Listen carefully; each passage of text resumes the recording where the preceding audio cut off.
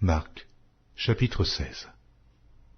Lorsque le Shabbat fut passé, Marie de Magdala, Marie, mère de Jacques et Salomé, achetèrent des aromates afin d'aller embaumer Jésus.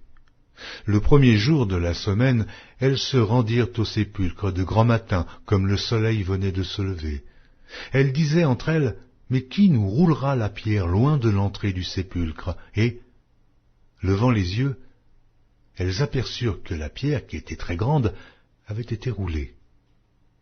Elles entrèrent dans le sépulcre, virent un jeune homme assis à droite vêtu d'une robe blanche, et elles furent épouvantées.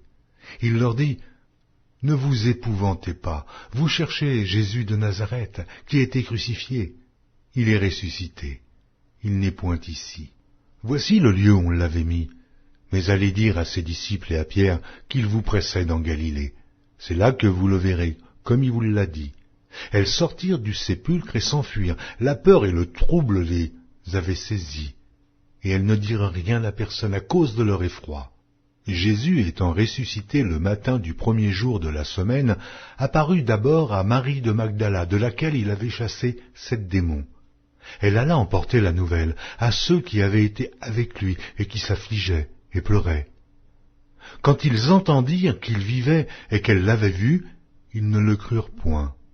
Après cela, il apparut sous une autre forme à 2 d'entre eux qui étaient en chemin pour aller à la campagne. Ils revinrent l'annoncer aux autres, qui ne les crurent pas non plus. Enfin, il apparut aux 11, pendant qu'ils étaient à table, et il leur reprocha leur incrédulité et la dureté de leur cœur, parce qu'ils n'avaient pas cru ceux qui l'avaient vu ressusciter.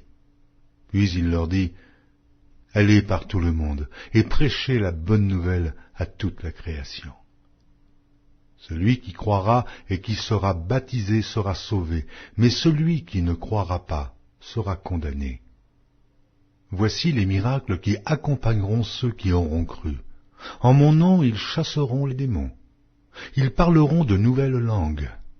Ils saisiront des serpents. S'ils boivent quelque breuvage mortel, ils ne leur feront point de mal. Ils imposeront les mains aux malades, et les malades seront guéris. » Le Seigneur, après leur avoir parlé, fut enlevé au ciel, et il s'assit à la droite de Dieu.